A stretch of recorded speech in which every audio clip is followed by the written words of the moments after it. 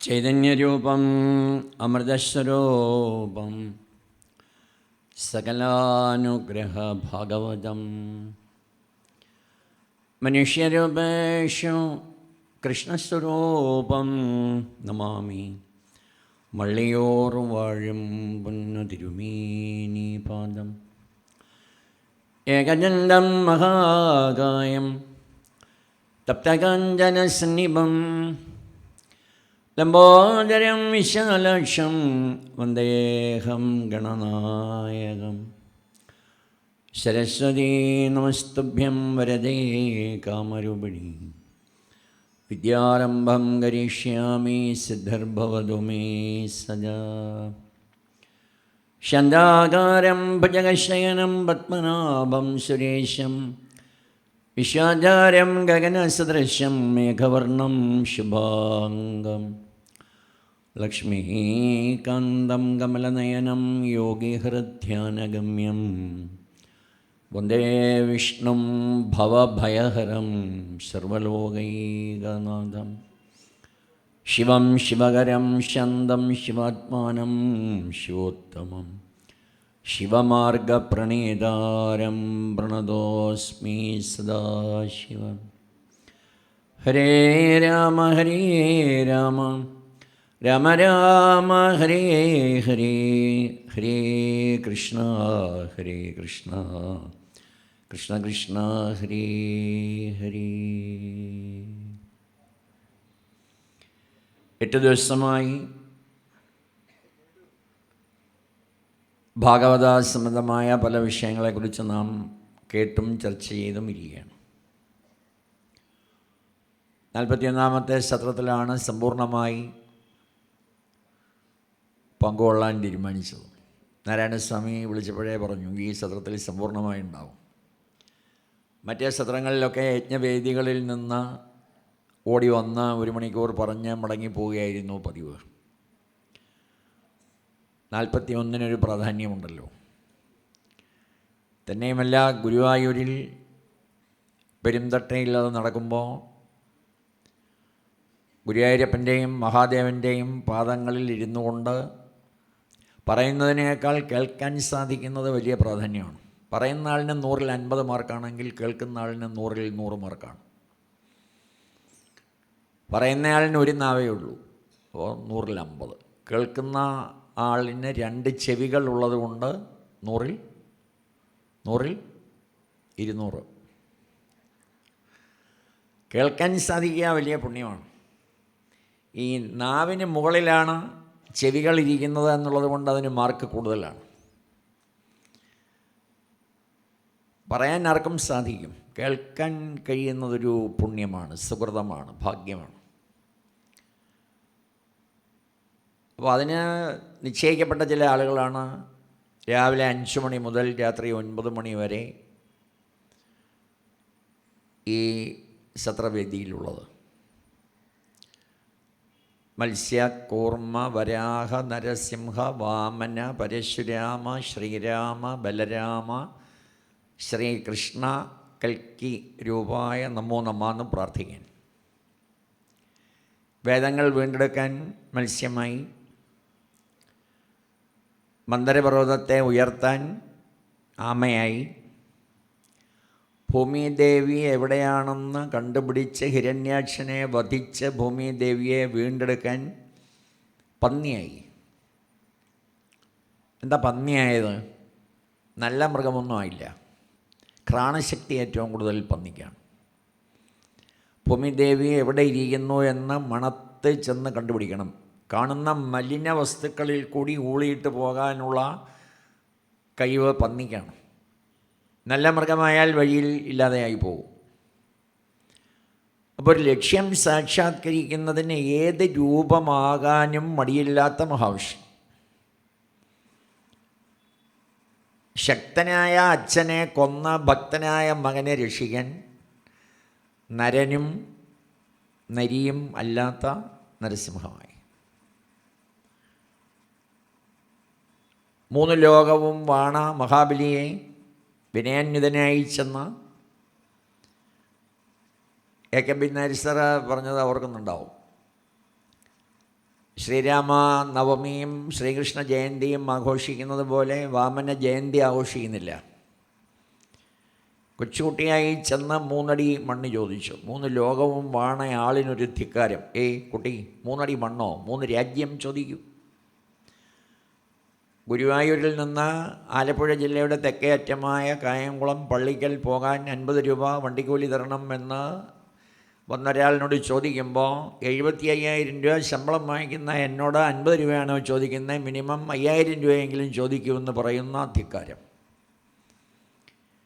ഗുരുനാഥൻ ശുക്രാചാര്യർ പറഞ്ഞു, ഈ വന്നു നിൽക്കുന്നത് സാധാരണ കുട്ടിയല്ല, മാധവനാണ് നിൽക്കുന്നത്. എന്നെ പഴി പറഞ്ഞ് കൊടുക്കാതിരിക്കൂ. അതും കേൾക്കാതെ ധിക്കാരത്തോടെ ഞാൻ പറഞ്ഞതാണെന്ന് പറയുന്ന ആളിനെ പുകഴ്ത്തുന്ന തിരുവോണമാണ് നമ്മൾ കൊണ്ടാടുന്നത്. ആ 10 ദിവസവും അപവാദം കേൾക്കുന്നതെല്ലാം പാവം മഹാവിഷ്ണുവായ വാമനനും ഗോൾ അടിക്കുന്നതെല്ലാം മഹാബലിയും. കലികാല വൈഭവമാണ്. നമ്മുടെ മതത്തിൽ മാത്രമേ ഉള്ളൂ ഇങ്ങനെയൊക്കെ സൗകര്യം പോലെ ദുർവ്യാഖ്യാനം ചെയ്താൽ ആരും പറയാനുമില്ല, കേട്ടാൽ നമുക്ക് വലിയ വിഷമവുമില്ല, അനുഗ്രഹം വേണം താനും. അങ്ങനെ ഒരു അവസ്ഥയാണ്. എന്നോട് ആജ്ഞയെ ലംഘിച്ചഹങ്കരിപ്പോരജ്ഞനാം നിന്നുന്നത ഐശ്വര്യങ്ങൾ ഒക്കെ നശിക്കട്ടെ ഈ ക്ഷണം എന്ന് ശുക്രാചാര്യർ ശപിക്കുന്ന മഹാബലി. എവിടെ 3ാമത്തെ അടി എന്ന് ചോദിച്ചപ്പോൾ പ്രഹ്ലാദൻ്റെ കൊച്ചുമോനായതുകൊണ്ടൊരു കാരുണ്യം ഭഗവാന് തോന്നി എന്ന് നമ്മൾ അറിയുന്നു. ഭക്തപ്രഹ്ലാദൻ്റെ കൊച്ചുമകനായ മഹാബലി. മത്സ്യകൂർമ്മ വരാഹ നരസിംഹ വാമന പരശുരാമ. ഹരേ രാമ ഹരേ രാമ രാമ രാമ ഹരേ ഹരേ എന്ന് പറയുമ്പോൾ 3 രാമന്മാരെ മസ്തിഷ്കത്തിൽ ചിന്തിക്കണമെന്ന് മള്ളിയൂർ പൊന്നുതിരുമേനി പറയുമായിരുന്നു. 3 രാമന്മാർ: പരശുരാമൻ, ശ്രീരാമൻ, ബലരാമൻ. അച്ഛൻ്റെ ആഗ്രഹം സാധിച്ചു കൊടുത്ത മകൻ. കേൾക്കുമ്പോൾ ഒരു വിരോധാഭാസമെന്ന് തോന്നും. ഈ പറഞ്ഞാൽ കേൾക്കാത്ത ചേട്ടന്മാരെ വെട്ടിക്കൊന്നു. കൃത്യനിഷ്ഠയില്ലാത്ത അമ്മയെ വെട്ടിക്കൊന്നു. എന്താ മോനെ ഞാനിതിന് ചെയ്യേണ്ടത്? ഞാൻ അച്ഛൻ്റെ നിർദ്ദേശം അനുസരിച്ച് കൊന്നവരെ ജീവിപ്പിച്ചാൽ മതി.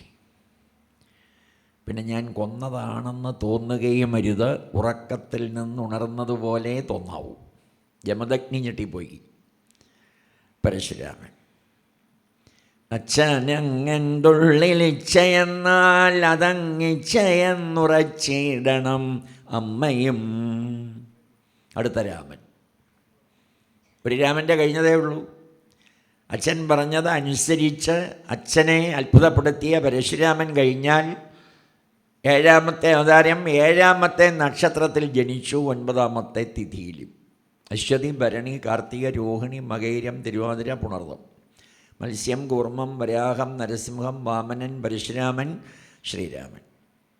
പ്രഥമ, ദ്വിതീയ, തൃതീയ, ചതുർത്ഥി, പഞ്ചമി, ഷഷ്ടി, സപ്തമി, അഷ്ടമി, നവമി. ശ്രീരാമൻ നവമി. ശ്രീരാമ പുണർദം എന്നല്ല പറയുന്നത്. നക്ഷത്രത്തേക്കാൾ പ്രാധാന്യം തിഥിക്കുണ്ടെന്ന് വ്യക്തമാക്കിയെങ്കിലും നമുക്കിപ്പോഴും നമ്മുടെ തിഥി അറിയില്ല. അഷ്ടമി രോഹിണി. രോഹിണിയേക്കാൾ പ്രാധാന്യം അഷ്ടമിക്ക്. പുണർദത്തേക്കാൾ പ്രാധാന്യം നവമിക്ക്. ഏകാദശി വ്രതം, ദ്വാദശി വ്രതം, പൗർണമി വ്രതം, അമാവാസി വ്രതം എല്ലാ ദിവസവും നമുക്ക് തിഥിയുമായി ബന്ധപ്പെടുത്തിയാണ്. അപ്പം നമ്മുടെ കൊച്ചുമക്കളുടെ തിഥിയെങ്കിലും നോക്കണം എന്നർത്ഥം. ഇത്ര വലിയ കാര്യങ്ങളാണ് നമുക്ക് ഈശ്വരന്മാർ പകർന്നു തന്നത്. അവിടെ അച്ഛൻ്റെ ആഗ്രഹം സാധിച്ചു കൊടുത്തു. ഇവിടെ അമ്മയോട് പറയുന്നു, അമ്മ സുഖമായി ഇവിടെ കൊട്ടാരത്തിൽ ഇരിക്കുകയല്ലായിരുന്നു. കൈകേയി അമ്മയല്ലേ അന്ന് അച്ഛൻ്റെ കൂടെ യുദ്ധത്തിന് പോയത്. അച്ഛൻ യുദ്ധം ചെയ്തിരുന്ന രഥത്തിൻ്റെ അച്ചാണി ഊരിപ്പോയപ്പോൾ ആ പാവം കൈകേയി അമ്മ കൈവിരൽ കടത്തിയതുകൊണ്ട് 3 അമ്മമാരും വിധവകളായില്ല. അതുകൊണ്ട് അച്ഛൻ്റെ ആഗ്രഹം സാധിച്ചു കൊടുക്കാൻ ഞാൻ കാട്ടിലേക്ക് പോവാണ്, ഭരതൻ വരട്ടെ. ഏത് മോൻ പറയും? ഒരു മോനും പറയില്ല, ഇന്നത്തെ കാലത്തും പറയില്ല. അച്ഛനെ പിടിച്ച് കെട്ടിയിട്ടിട്ട് ചേട്ടനെ രാജാവാക്കാൻ പോയ അനിയൻ ദയവാണോ ചേട്ടാ അച്ഛൻ? പണ്ടങ്ങാണ്ട് 3 സ്ത്രീകളെ ഭാര്യമാരാക്കി വെച്ചിട്ട് അതിലൊരു സ്ത്രീയുടെ സത്യം പരിപാലിക്കാൻ എൻ്റെ പൊന്നു ചേട്ടനെ കാട്ടിൽ പറഞ്ഞയച്ചിട്ട് നാട്ടിൽ പോലും ഇല്ലാത്ത അമ്മാവനായ യുദ്ധാജ്യത്തിനെ കാണാൻ രാജ്യത്ത് പോയ ഭരതനെ ആളയച്ചു വിളിപ്പിച്ചു വരുത്തി രാജാവാക്കാൻ തീരുമാനിച്ച സ്ത്രീജിതനും മൂഢനുമായ ഈ അച്ഛനെ പിടിച്ച് കെട്ടിയിട്ടിട്ട് ഞാൻ എൻ്റെ ചേട്ടനെ രാജാവാക്കും. ഇന്ന് കാണാമായിരുന്നു പറഞ്ഞിരുന്നതെങ്കിൽ ഒരു കാലം കെട്ടിയാൽ മതി, മറ്റേ കാലം ഞാൻ കെട്ടാമെന്ന് പറഞ്ഞേനെ. നമ്മൾ കണ്ടുകൊണ്ടിരിക്കുകയല്ലേ ഓരോ ദിവസവും. നല്ല വിദ്യാഭ്യാസവും നല്ല ജോലിയുമൊക്കെ ചെയ്യുന്ന എത്രയോ ആളുകൾ അച്ഛനോടും അമ്മയോടും ഉള്ള കടമകൾ നിർവഹിക്കാൻ സാധിക്കാതെ അവരവർക്ക് തോന്നിയതുപോലെ ജീവിക്കുന്ന കാലത്ത് 41ാമത്തെ വർഷവും ഇനി ഇത് നടത്താഞ്ഞതിൻ്റെ കുറവ് കൊണ്ട് ധർമ്മം, ഗുരുത്വം കുടുംബങ്ങളിൽ ഇല്ലാതെ ആവണ്ട എന്ന ചിന്തയുമായി മുടങ്ങാതെ ഒരു സത്രം നടത്തിക്കൊണ്ട് പോവുകയാണ് 41 വർഷമായി. നിങ്ങൾ ആലോചിച്ച് നോക്കൂ. സ്കൂളിൽ നിന്നും കോളേജിൽ നിന്നും നേടാൻ കഴിയാത്ത പല കാര്യങ്ങളും അറിയാനും അനുഭവിക്കാനും പഠിക്കാനും സമൂഹത്തിൽ ഇങ്ങനെ ഒരു സന്ദേശമുണ്ടെന്ന് അറിയിച്ചു കൊടുക്കാനുമുള്ള ഒരു വലിയ ലക്ഷ്യത്തിൻ്റെ സാക്ഷാത്കാരം. അതുകൊണ്ട് നീ പറഞ്ഞത് തെറ്റാണ്. കോസല രാജ്യത്തിൻ്റെ തലസ്ഥാനമായ അയോധ്യയിൽ എന്നോട് ഏറ്റവും കൂടുതൽ സ്നേഹം നിനക്കുണ്ടെന്ന് എനിക്ക് മനസ്സിലായി. ഇല്ലെങ്കിൽ അച്ഛനെ പിടിച്ച് കെട്ടിയിട്ടിട്ട് രാജാവാക്കില്ലല്ലോ. പക്ഷേ ഭോഗങ്ങളെല്ലാം ക്ഷണപ്രഭാചഞ്ചലം, വേഗേന നഷ്ടമാം ആയുസ്സും ഓർക്ക നീ. ചക്ഷുശ്രവണകളസ്തമാം ദർദുരം. ഭക്ഷണത്തിന് അപേക്ഷിക്കുന്നത് പോലെ കാലമാകുന്ന പാമ്പിൻ്റെ വയറ്റിനുള്ളിലേക്ക് ഓരോ ദിവസവും പോയിക്കൊണ്ടിരിക്കുന്ന നമ്മൾ വയസ്സ് കൂടുന്തോറും ആയുസ് കുറയുന്നു എന്നറിയാതെ ജീവിക്കുന്നത് ധർമ്മമല്ല. ഭരതൻ ആളയച്ച് വിളിപ്പിച്ചു വരുത്തി വന്നപ്പോൾ എന്തെങ്കിലും ശുഭകർമ്മങ്ങൾ നടക്കുന്നു എന്നാണ് അറിഞ്ഞത്. പക്ഷേ മൂകമായ അയോധ്യ, 2 പേരില്ല അവിടെ കൊട്ടാരത്തിൽ. ഒരാൾ എന്നേക്കുമായി പോയി, ഒരാൾ തൽക്കാലത്തേക്കും പോയി. അച്ഛൻ എന്നേക്കുമായി പോയി, ജ്യേഷ്ഠൻ കാട്ടിലേക്കും പോയി. അവിടെ ചെന്ന് ജ്യേഷ്ഠൻ്റെ പാതാരവിന്ദങ്ങളിൽ നമസ്കരിച്ച് 14 കൊല്ലം തികയുന്ന ദിവസം വന്നില്ലെങ്കിൽ ഈ അനിയൻ അവിടെ കാണില്ല എന്ന് പറഞ്ഞ് ചേട്ടൻ്റെ പാദുകങ്ങൾ യാചിച്ചു വാങ്ങി ശിരസിൽ വെച്ച് ഭഗവാനെ ജ്യേഷ്ഠനെ പ്രദക്ഷിണം ചെയ്ത് ഭരതൻ ഭരിച്ച ഭാരതത്തിൻ്റെ ഭാസുരഭാവന ഭാരതീയരിൽ ഉണ്ടാക്കിയെടുക്കുവാൻ ഹരേ രാമ ഹരേ രാമ രാമ രാമ ഹരേ ഹരേ എന്ന് വിളിച്ചിട്ട് ഹരേ കൃഷ്ണ കൃഷ്ണ കൃഷ്ണ ഹരേ ഹരേ. ഭൗതികവും ആധ്യാത്മികവുമായ തലങ്ങളിൽ ഈ 2 പേരെ അനുകരിച്ചാൽ, റോൾ മോഡൽ ആക്കിയാൽ, അംബാസഡർ ആക്കിയാൽ നമുക്ക് ധർമ്മം, ഗുരുത്വം, എളിമ, വിനയം, സേവനം, ത്യാഗം ഇതൊക്കെ ആർജിക്കാം എന്ന് പണ്ടേ പറയുന്ന ഒരു ദർശനം നമുക്ക് കാട്ടിക്കൊടുക്കാൻ സാധിക്കുന്ന ഒരു സത്രം.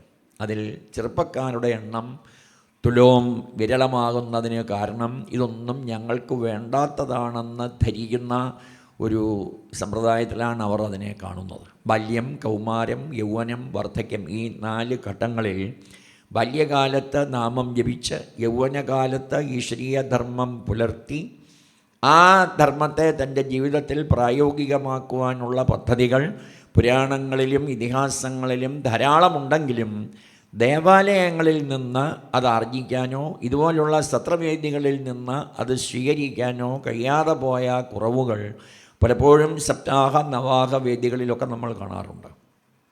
ഇനി വെക്കേഷൻ സമയത്ത് വെച്ചാലും യുവതീ യുവാക്കൾക്ക് അതിൽ പങ്കെടുക്കുവാനൊരു താല്പര്യക്കുറവ് നമ്മൾ വളരെ കാര്യമായി ചിന്തിക്കേണ്ടുന്ന ഒരു കാര്യമാണ്. വരുന്നവർക്കെല്ലാം ഇരിക്കാൻ കസേരയും കഴിക്കാൻ 4 നേരം ഭക്ഷണവും എല്ലാ സൗകര്യങ്ങളും ഒരുക്കിയാലും ഈ ഗ്രന്ഥവുമായി ഇപ്പോൾ നിങ്ങൾ അമ്മമാരും മുതിർന്നവരും വന്നിരിക്കുന്നത് പോലെ എന്ന് നമ്മുടെ യുവതീ യുവാക്കൾ ഈ വേദികളിൽ വന്നിരിക്കുമോ അന്നേ നമ്മുടെ കുടുംബങ്ങളിൽ ഐശ്വര്യമുണ്ടാവൂ എന്ന് ചിന്തിക്കാൻ നമുക്ക് സാധിക്കണം.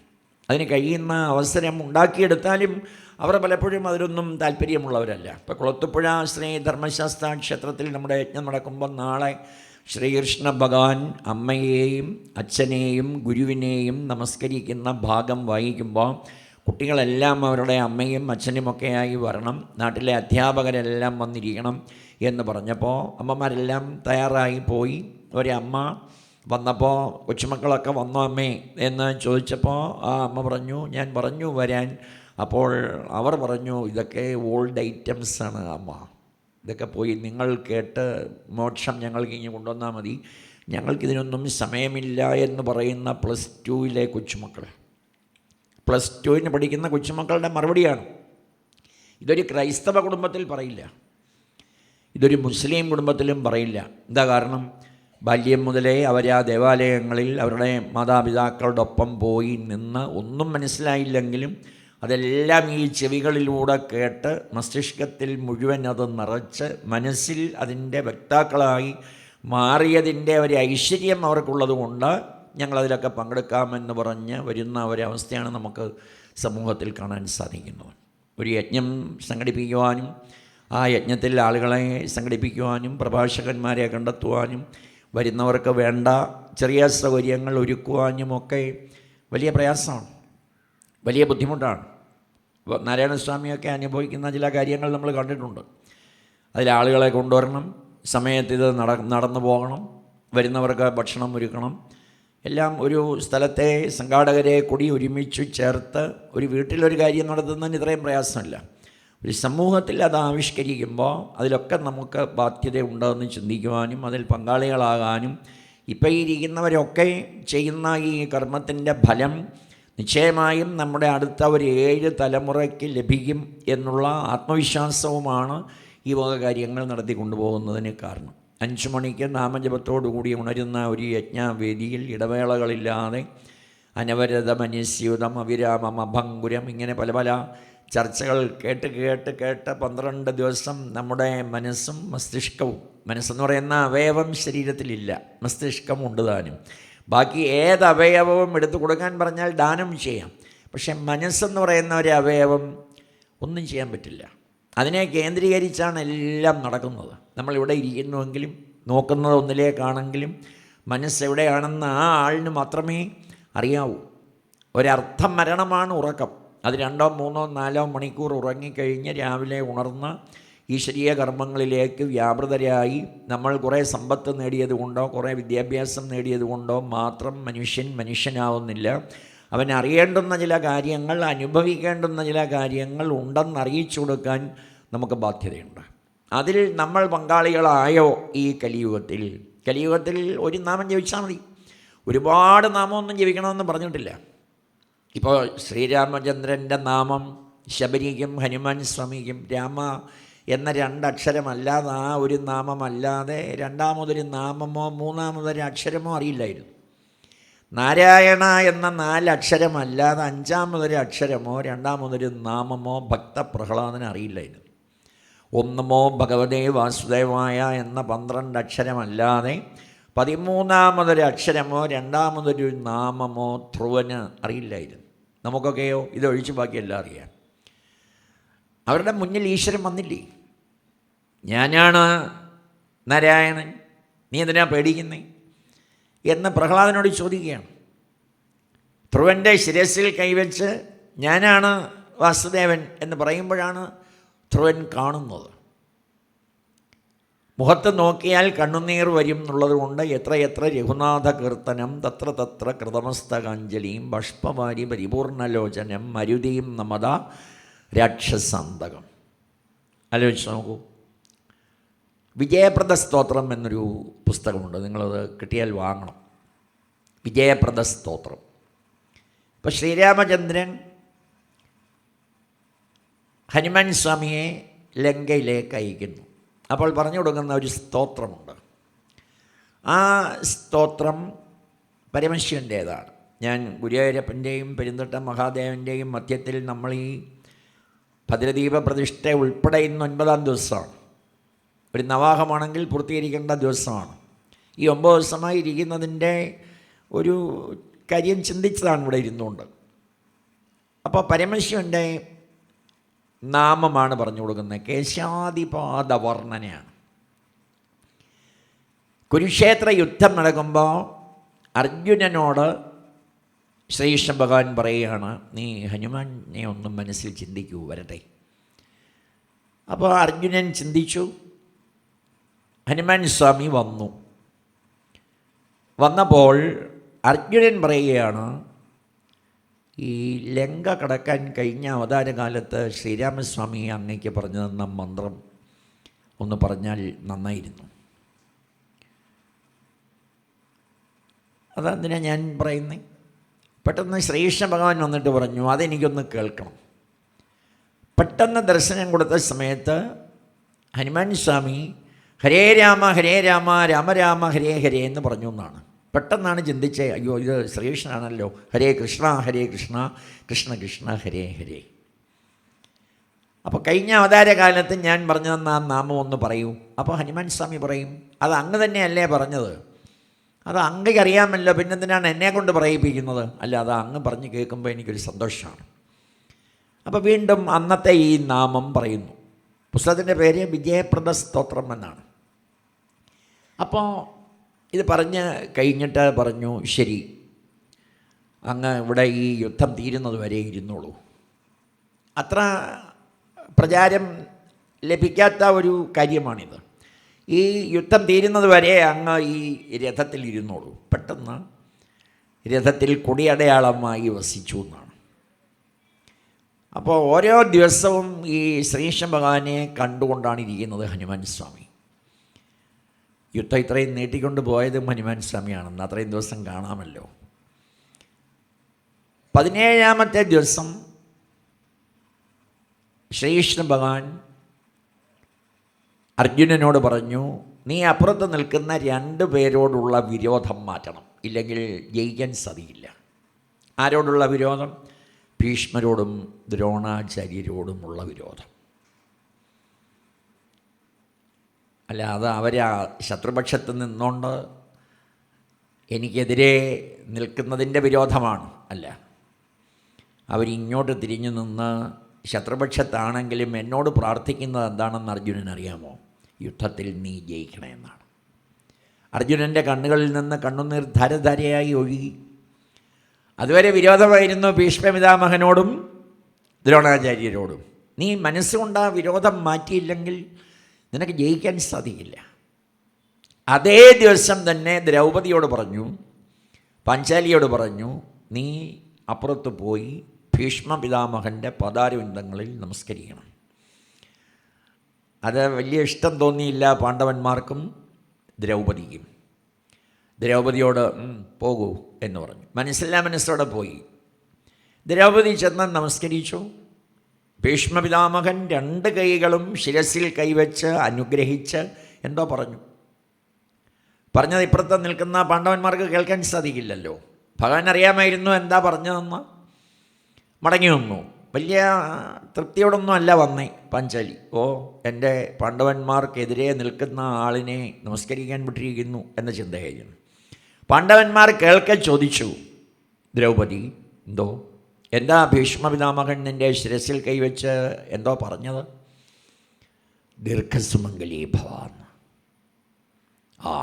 ഇനി ആര് വിചാരിച്ചാലും പാണ്ഡവന്മാരെ വധിക്കാൻ സാധിക്കില്ല. അപ്പോഴാണ് പാണ്ഡവന്മാർക്ക് തോന്നിയത് അതിനായിരുന്നല്ലോ വിട്ടതെന്ന്. നമ്മളിപ്പോൾ അവതാരം മുതൽ രാസക്രീഡ വരെയുള്ള കാര്യങ്ങളും ഇനി രുക്മിണീ സ്വയംവരവും വിവിധ കാര്യങ്ങളുമൊക്കെ ചർച്ച ചെയ്യുമ്പോൾ ഈ മണ്ണിൽ ജനിച്ച് മധുരയിൽ ജനിച്ച് അമ്പാടിയിൽ വളർന്ന് വൃന്ദാവനത്തിലൂടെ തിരികെ മധുരയിൽ വന്ന് കംസനെ വധിച്ച് അനേകം ദുഷ്ടന്മാരുടെ ശത്രുവായും അനേകം ശിഷ്ടന്മാരുടെ മിത്രമായും ഇന്നും ശരീരമില്ലെങ്കിലും നമ്മയൊക്കെ അനുഗ്രഹിച്ചുകൊണ്ടിരിക്കുന്ന ഒരു ഭഗവാന്റെ ജീവചരിത്രമാണ് ഈ വായിച്ചുകൊണ്ടും പറഞ്ഞുകൊണ്ടും ഇരിക്കുന്ന ഒരു ഡയറി കുറിപ്പാണ്. 2024 നമ്മുടെ ഡയറി തീരാൻ ഇനി 4 ദിവസമേ ഉള്ളൂ. ഡയറി കൃത്യമായി എഴുതുന്ന നമ്മുടെയൊക്കെ ഡയറി തീർന്നിനി 2025 ജനുവരി 1 മുതലുള്ള കാര്യങ്ങൾ എഴുതുന്നത് പോലെ ത്രേതായുഗത്തിൽ ജീവിച്ചിരുന്ന ശ്രീരാമചന്ദ്രൻ്റെയും ദ്വാപരയുഗത്തിൽ ജീവിച്ചിരുന്ന ശ്രീകൃഷ്ണ ഭഗവാന്റെയും ജീവിതഗാഥ രാമായണത്തിലൂടെ മഹാഭാരതത്തിലൂടെ ഭാഗവതത്തിലൂടെ ചർച്ച ചെയ്ത് വായിക്കുന്നത് കേട്ട് അവരവരുടെ മനസ്സിലുണ്ടാവുന്ന അനുഭൂതിയുടെ തരംഗങ്ങൾ രോമാഞ്ചമായും ഗദ്ഗദമായും കണ്ണുനീരായും ഒക്കെ ഈ നശിച്ചു പോകുന്ന മാംസപിണ്ഡത്തിൽ ഇരിക്കുന്ന പരമാത്മാവിനെ തേജോമയമാക്കാൻ ഉപയോഗിക്കുന്നെങ്കിൽ അതിനൊരു ഫലം നിശ്ചയമായും ഉണ്ട് എന്ന് ഈ സദസ്സിലിരിക്കുന്ന നിങ്ങൾ ഓരോരുത്തരും ചിന്തിക്കണമെന്ന് ഞാൻ വിനയപുരസ്സരം അപേക്ഷിക്കുകയാണ്. ഈശ്വരീയ ധർമ്മത്തിന് വലിയ ശക്തിയാണ്. ബൈബിളിൻ്റെ പ്രാധാന്യത്തെക്കുറിച്ച് ക്രൈസ്തവർക്കാർക്കും പറഞ്ഞു കൊടുക്കണ്ട. കാരണം എല്ലാ വീട്ടിലും ആ ഗ്രന്ഥമുണ്ട്, അത് പാലിക്കുന്നവരാണ് എല്ലാവരും. ഖുർആൻ്റെ പ്രാധാന്യത്തെക്കുറിച്ച് മുസ്ലിം സമൂഹത്തിന് പറഞ്ഞു കൊടുക്കേണ്ട ആവശ്യമില്ല. അവരുടെ പുരുഷന്മാരെല്ലാം മോസ്കുകളിലാണ്, സ്ത്രീകളെല്ലാം വീട്ടിലിരിക്കുകയാണ്. നമ്മുടെ പുരുഷന്മാരെല്ലാം വീട്ടിലിരിക്കുകയും സ്ത്രീകളെല്ലാം അമ്പലത്തിൽ വരികയും ചെയ്യുന്നതാണ് നമ്മുടെ രീതി. ഇവിടുത്തെ നിങ്ങളുടെ ഒന്നും കാര്യമല്ല, അല്ലാതൊരു മഹാഭൂരിപക്ഷം ഇതൊന്നും പുരുഷന്മാരുടെ ജോലി അല്ല എന്ന് ധരിക്കുന്ന നിരീശ്വരവാദവും യുക്തിവാദവും ഒക്കെയാണ് നമ്മുടെ മനസ്സിൽ. രാഷ്ട്രീയവും ജാതിയും ഒക്കെയാണ് നമ്മുടെ ഒക്കെ സമൂഹത്തിലുള്ളത്. അതൊക്കെ മാറ്റിവെക്കാൻ നമുക്ക് സാധിക്കണം. ഇപ്പം ഗുരുവായൂരെ പോലൊരു ക്ഷേത്രം, ഇത്രയും ആളുകൾ വന്ന് തലേ ദിവസമേ കാത്തു നിന്ന് തൊഴുന്ന ഒരു ക്ഷേത്രം ലോകത്ത് വേറെ എവിടെയെങ്കിലും ഉണ്ടോ? മറ്റ് മതങ്ങളിലൊക്കെ ഉള്ളവരുടെ ക്ഷേത്രങ്ങളിൽ ഒരു പ്രത്യേക ദിവസം മാത്രമേ ഉള്ളൂ തിരക്ക്. നമുക്കങ്ങനെയല്ല. ഒന്ന് ആലോചിച്ച് നോക്കൂ. തിരുപ്പതി പോലൊരു ക്ഷേത്രം, ഗുരുവായൂർ പോലൊരു ക്ഷേത്രം, ഇവിടെ ഇങ്ങനൊരു ക്ഷേത്രം നിർമ്മിക്കാൻ ആധുനിക കാലത്ത് സാധിക്കുമോ? ഒരിക്കലും സാധിക്കില്ല. അപ്പോൾ എത്ര പ്രാധാന്യം! നിരീശ്വരവാദവും യുക്തിവാദവും ഒക്കെ വളർന്നു വരുമ്പോഴും ഭക്തന്മാരുടെ തിരക്കൊരിടത്തും അവസാനിക്കുന്നില്ല. പൂർവികന്മാരെ സങ്കല്പിച്ച് ബലിയിടുന്നതിൻ്റെ എണ്ണം കുറയുന്നില്ല. ഇതൊക്കെ വർദ്ധിക്കുന്നതേ ഉള്ളൂ എന്ന് ചിന്തിക്കുമ്പോഴും ഇതൊക്കെ 100% ആളുകൾ ഏറ്റെടുത്ത് ജാതി ചിന്തയും രാഷ്ട്രീയ ചിന്തയും ഒക്കെ പുറത്തു വെച്ച് ഒന്ന് സ്വീകരിക്കുന്ന ഒരു നല്ല കാലം കലിയുഗത്തിൽ വരുമെന്ന് നമുക്കൊക്കെ പ്രത്യാശിക്കാം. കലിയുഗത്തിൽ നാമജപം മാത്രം മതി, ക്ഷേത്ര ദർശനം മാത്രം മതി എന്ന് പറഞ്ഞതും അതുകൊണ്ടാണ്. അപ്പം ഞാൻ പറഞ്ഞു വന്നത്, ഇങ്ങനെയൊക്കെ ഒരു ഈശ്വരൻ ജീവിച്ചിരുന്നു. ഗുരുത്വം എന്താണ്, വിനയം എന്താണ്, എളിമ എന്താണ്, സേവനമെന്താണ്, ത്യാഗമെന്താണ്, എന്തെല്ലാം ഉണ്ടെങ്കിലും ഈശ്വരാധീനത്തിലല്ല അവൻ്റെ ജീവിതമെങ്കിൽ അവൻ തകർന്ന് തരിപ്പണമാകുമെന്ന് പഠിപ്പിച്ച 2 ഗ്രന്ഥങ്ങളല്ലേ രാമായണവും ഭാഗവതവും. എന്നാലോചിച്ച് നോക്കൂ. ആൾക്കൂട്ടം, അധികാരം, ആൾബലം എല്ലാം ഉണ്ടായിട്ടും ലങ്ക തകർന്ന് തരിപ്പണമായില്ലേ? കംസന് ആരുമല്ലാതായില്ലേ? കംസൻ്റെ ഭാര്യമാരുടെ അസ്ഥിയുടെയും പ്രാപ്തിയുടെയും അച്ഛനായ ജരാസന്ധൻ്റെ നഗരം ഒന്നുമല്ലാതായി തീർന്നില്ലേ? ശിശുപാലൻ്റെ നഗരം ഒന്നുമല്ലാതായി തീർന്നില്ലേ? ഒന്നുമില്ലായിരുന്നെങ്കിലും ഈശ്വരവിശ്വാസത്തിൽ മക്കളെ വളർത്തിയ കുന്തിദേവിയുടെ മക്കൾക്ക് പ്രിയങ്കരനായി ഭഗവാൻ മാറിയില്ലേ? എൻ്റെ ഭർത്താവിന് കണ്ണ് കാണില്ല, അതുകൊണ്ട് ഞാനും കണ്ണ് കെട്ടിയിരുന്നേക്കാമെന്ന് ചിന്തിക്കുന്നതിനപ്പുറത്ത് കണ്ണ് തുറന്ന് അവരെ വളർത്തേണ്ടത് എൻ്റെ കടമയാണെന്ന് ഗാന്ധാരി ചിന്തിക്കാഞ്ഞതിൻ്റെ കുറവുകൾ നമ്മൾ കണ്ടില്ലേ? അപ്പം ഈ ആധുനിക സമൂഹത്തിലും ഇവരൊക്കെ നിലനിൽക്കുന്നവരാണ്. അതിൽ ഞാനാരാണെന്ന് പഠിച്ച് ചിന്തിച്ച് മനസ്സിലാക്കാൻ കഴിയുന്ന ഒരു ഉത്തരവാദിത്വം നമ്മുടെ കുടുംബങ്ങളിൽ, മോനെ ഭാഗവതത്തിലെ ഒരധ്യായം വായിച്ചിട്ട്, ഭഗവത്ഗീതയിലെ ഒരധ്യായം വായിച്ചിട്ട്, രാമായണത്തിലെ 1 പേജ് വായിച്ചിട്ടേ നീ കിടക്കാവൂ. അമ്മയും അച്ഛനും ഒന്നും എന്നും കാണില്ല.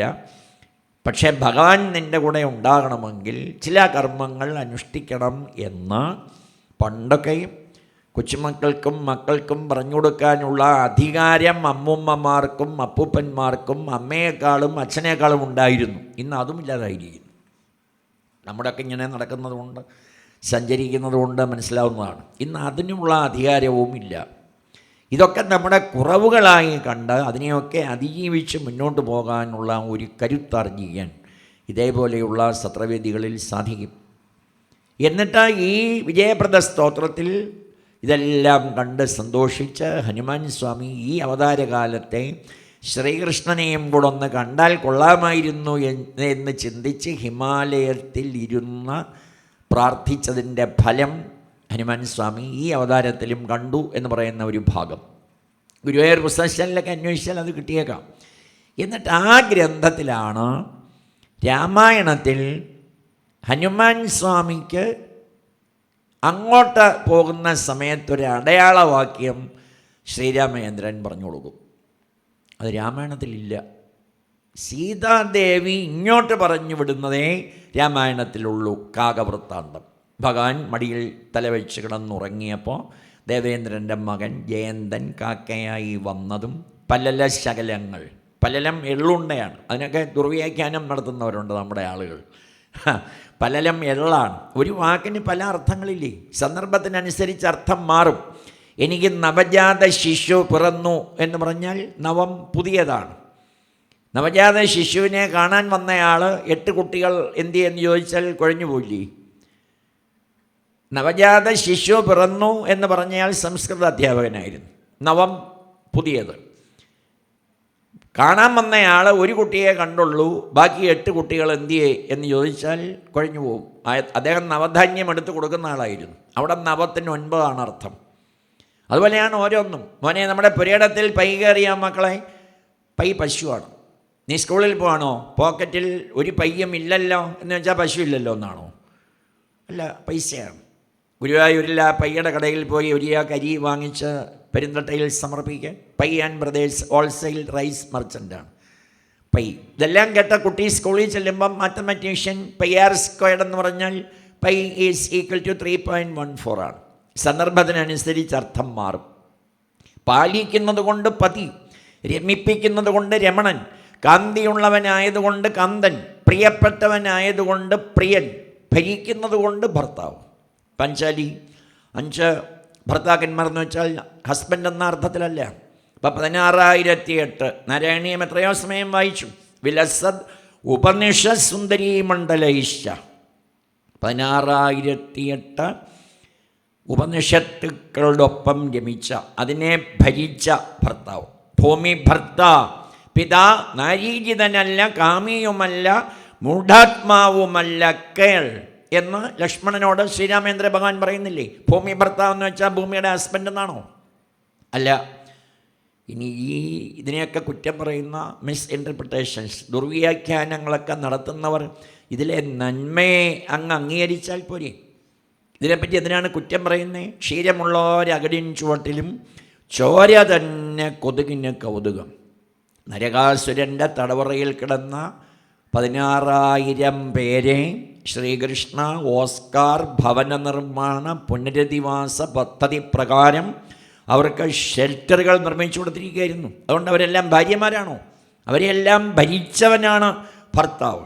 ഇനി ഒന്നുള്ളതിനെ നോക്കാൻ കഴിയാതെ എന്തെങ്കിലുമൊക്കെ ചെയ്ത് ജീവിക്കുന്നവർ ഇനി 16,008 പേരെ സംരക്ഷിച്ചെങ്കിൽ തന്നെ അദ്ദേഹത്തെ ആരാധിച്ചൂടെ?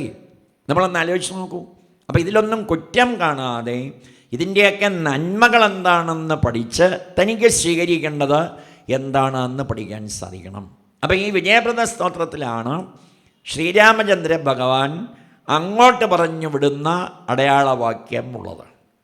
പിന്നെ എപ്പോഴെങ്കിലും സംസാരിക്കുന്ന ഒരു അവസരം വരുമ്പോൾ ഒരു പുതിയ കാര്യം പറയണേ എന്നൊരു അമ്മ എന്ന് പറഞ്ഞതുപോലെ ഇതൊരു പുതിയ കാര്യമായിട്ടാണ് എനിക്ക് തോന്നുന്നത്. നിങ്ങൾ ഈ പുസ്തകം വാങ്ങണം, വിജയപ്രദ സ്തോത്രം. രാമായണത്തിലില്ല ശ്രീരാമചന്ദ്രനെ അങ്ങോട്ട് പറഞ്ഞു വിടുന്ന അടയാളവാക്യം. ശ്രീരാമചന്ദ്രൻ്റെ നാമം എപ്പോഴും ജപിച്ചുകൊണ്ടിരിക്കുന്ന മഹാദേവൻ എപ്പോഴും രാമ രാമ എന്ന് ജപിച്ചുകൊണ്ടിരിക്കുന്നു. എന്താണ് ആ അടയാളവാക്യം? വിവാഹം കഴിഞ്ഞ് പാദനമസ്കാരത്തിനായി സീതാദേവി ഹനുമാനെ എൻ്റെ പാദത്തിൽ നമസ്കരിക്കാൻ വന്നപ്പോൾ പെട്ടെന്ന് കൈ പിൻവലിച്ചു. എന്താ ദേവി കൈ പിൻവലിച്ചത് നമസ്കരിക്കാതെ എന്ന് ശ്രീരാമചന്ദ്ര ഭഗവാൻ ചോദിച്ചപ്പോൾ, നാഥ നമസ്കാരം, ഞാൻ പറഞ്ഞു കേട്ടിട്ടുണ്ട്, അങ്ങയുടെ ചരിത്രം കേട്ടിട്ടുണ്ട്. വിവാഹത്തിന് മുമ്പ് അങ്ങ് കാട്ടിലൂടെ നടന്നു പോയപ്പോൾ ഒരു പാറക്കല്ലിൽ അങ്ങയുടെ പാദം തൊട്ടപ്പോൾ അതിസുന്ദരിയായ സ്ത്രീയായി മാറി എന്ന് കേട്ടിട്ടുണ്ട്. അഹല്യ. അച്ഛൻ ജനകൻ ഈ 10 വിരലിൽ എനിക്ക് ഇട്ട് തന്നിരിക്കുന്നത് ഗോമേതകം, മരതകം, മാണിക്യമൊക്കെയാണ്. ഒരു പാറക്കല്ല് അതിസുന്ദരിയായ സ്ത്രീയായി മാറിയെങ്കിൽ ഈ മരതകവും മാണിക്യവും രത്നവും മുത്തും പവിഴവുമൊക്കെയുള്ള 10 മോതിരമടങ്ങിയ എൻ്റെ 10 വിരലുകൾ അവിടുത്തെ പാദങ്ങളിൽ ഞാൻ വെക്കുമ്പോൾ അതിസുന്ദരിമാരായ 10 സ്ത്രീകൾ ഈ സമയത്ത് ഇവിടെ ഉണ്ടായാൽ എന്താവും ഗതി എന്നോർത്ത് ഞാൻ കൈ പിൻവലിച്ചതാണ്.